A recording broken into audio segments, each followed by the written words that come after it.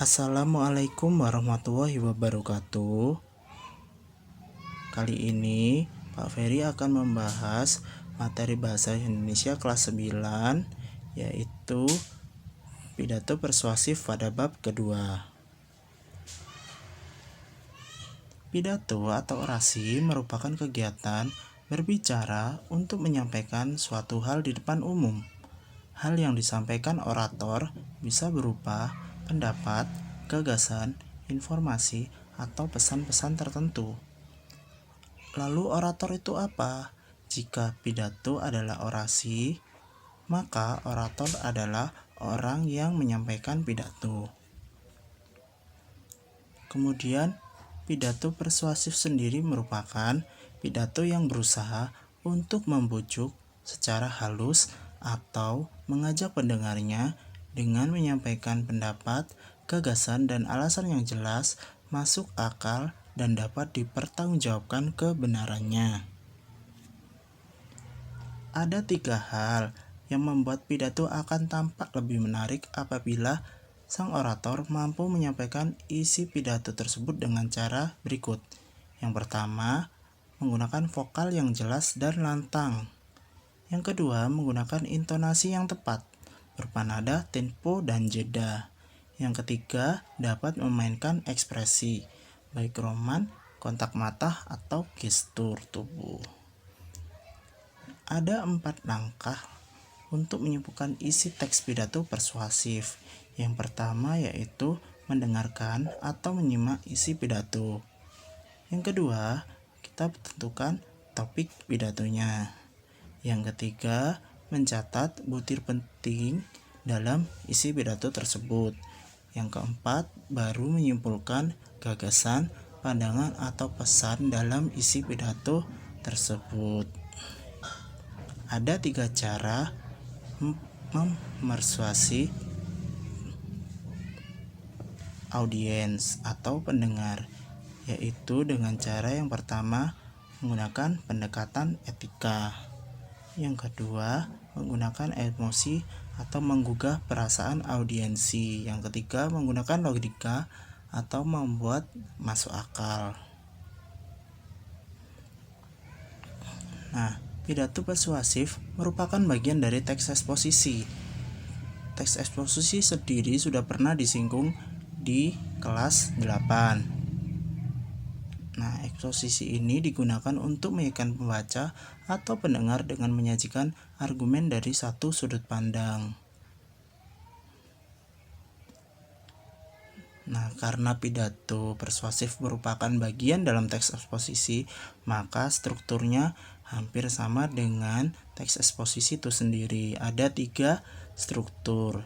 Yang pertama yaitu pernyataan posisi, yang kedua tahapan argumen, yang ketiga penguatan pernyataan posisi. Dimulai dari yang pertama, suatu pendahuluan pernyataan posisi yang memberikan pendapat atau sudut pandang pengarang. Yang kedua, bagian yang memiliki serangkaian argumen logis yang meyakinkan audiens atau pendengar mengapa posisi itu diambil. Dan terakhir yang ketiga adalah simpulan untuk memperkuat atau menyimpulkan pandangan pengarang. Ada 6 ciri kebahasaan teks pidato persuasif. Yang pertama adalah nominalisasi atau pembedaan. Nominalisasi itu sendiri adalah proses tata bahasa yang mengubah kata, benda, kerja, dan sifat menjadi kata benda. Maksudnya seperti apa? Kita beri contoh. Contohnya adalah kata bekerja. Kata bekerja merupakan kata kerja. Jika mendapatkan imbuhan pe dan an menjadi pekerjaan, maka kata bekerja menjadi pekerjaan mengubah kata kerja tersebut menjadi kata benda. Kemudian yang kedua, bentuk pasif dan kata orang. Bentuk pasif sendiri ditandai dengan awalan di. pada kata kerjanya. Contohnya dimakan, dikerjakan, seperti itu. Kemudian kata ganti orang yang dimaksud di sini bukan orang pertama yang aku, seperti itu, tapi dimaksudkan seperti masyarakat yang disesuaikan dengan kata-kata yang akan disampaikan oleh orator. Nah, biasanya kata-kata ganti yang digunakan dalam teks pidato itu adalah dia, mereka, bangsa, masyarakat, warga negara, dan sebagainya. Kemudian yang ketiga adalah kosakata emotif.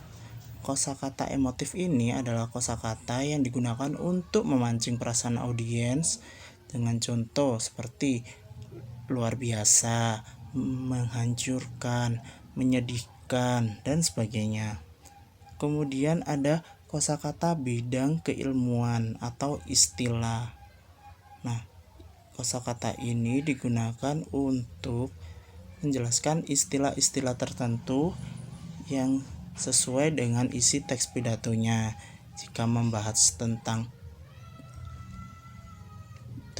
bumi, untuk menyelamatkan bumi, kita membahas tentang go green, istilah penghijauan.